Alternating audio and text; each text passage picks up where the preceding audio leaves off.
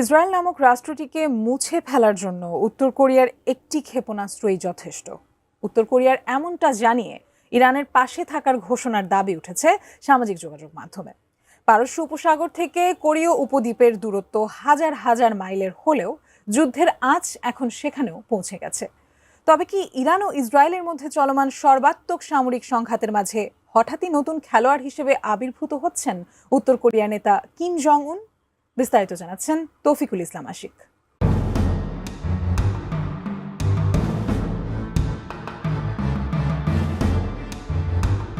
America, Israel আর ইরানের মধ্যকার উত্তেজনার মাঝে এবার উত্তর কোরিয়ার হুঙ্কারের দাবি আন্তর্জাতিক অঙ্গনে কাঁপন ধরিয়ে দিয়েছে। সামাজিক যোগাযোগ মাধ্যমে বিভিন্ন সূত্রের মতে উত্তর কোরিয়ার এক বিবৃতিতে বলা হয়েছে, ইরান অনুরোধ করলে তারা ইসরায়েলের বিরুদ্ধে ক্ষেপণাস্ত্র সরবরাহ করতে প্রস্তুত এবং তাদের ধ্বংস করার জন্য একটি ক্ষেপণাস্ত্রই যথেষ্ট।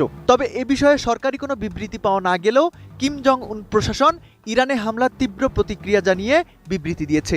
এই বিবৃতি এবং ইরানের পাশে থাকা কেবল কথার কথা নয়, বরং আধুনিক যুদ্ধক্ষেত্রে পিয়ংইয়ংয়ের ক্ষেপণাস্ত্র প্রযুক্তির যে বিশাল ভাণ্ডার রয়েছে তা এখন মধ্যপ্রাচ্যের যুদ্ধের বোর ঘুরিয়ে দেওয়ার সক্ষমতা রাখে।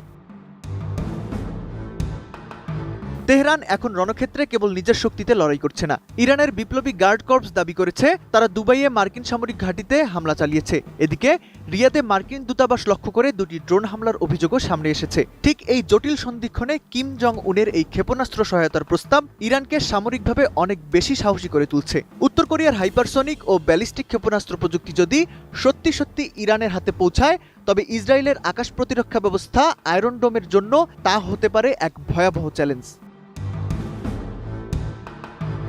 নতুন বাংলাদেশ গড়তে এলো জুলফিকার স্টিল। জুলফিকার স্টিল, ইস্পাত দৃঢ় অঙ্গীকার। কিম জং উনের এই সামরিক আগ্রাসী মনোভাব কেবল মধ্যপ্রাচ্যের যুদ্ধের প্রেক্ষাপটে নয়, এর পেছনে রয়েছে তার নিজস্ব দীর্ঘমেয়াদী পরিকল্পনা। গত 28 ফেব্রুয়ারি দলীয় নেতা ও সামরিক কমান্ডারদের সাথে এক বৈঠকে কিম জং উন সরাসরি জানিয়েছেন তিনি তার পারমাণবিক অস্ত্রের ভান্ডার আরও বাড়ানোর পরিকল্পনা করছেন। বৈঠক চলাকালীন উত্তর কোরিয়ার নেতা তার কন্যা কিম জু আয়েকে নিয়ে নতুন প্রজন্মের স্নাইপার রাইফেল প্রদর্শন করেন। কিম জু আয়েকে এখন দেশের দ্বিতীয় প্রধান ব্যক্তি হিসেবে গণ্য করা হচ্ছে, যা ইঙ্গিত দিচ্ছে কিম পরিবার তাদের ক্ষমতার উত্তরাধিকারও নিশ্চিত করে ফেলেছে।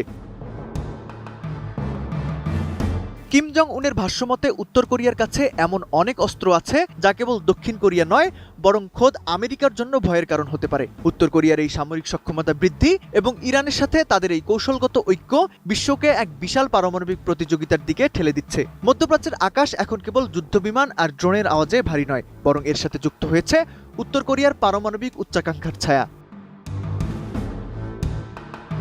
মধ্যপ্রাচ্যে একদিকে মার্কিন রণতরী, অন্যদিকে ইরানের ক্ষেপণাস্ত্র আর কিম জং উনের পারমাণবিক হুমকিতে বিশ্ব এখন শ্বাসরুদ্ধকর পরিস্থিতির মুখোমুখি। ইরান ও উত্তর কোরিয়ার এই সামরিক বন্ধন যদি বাস্তবে রূপ নেয়, তবে তা কেবল মধ্যপ্রাচ্যের মানচিত্রই বদলাবে না, বরং ভেঙে ফেলবে গত কয়েক দশকের বৈশ্বিক নিরাপত্তার কাঠামো।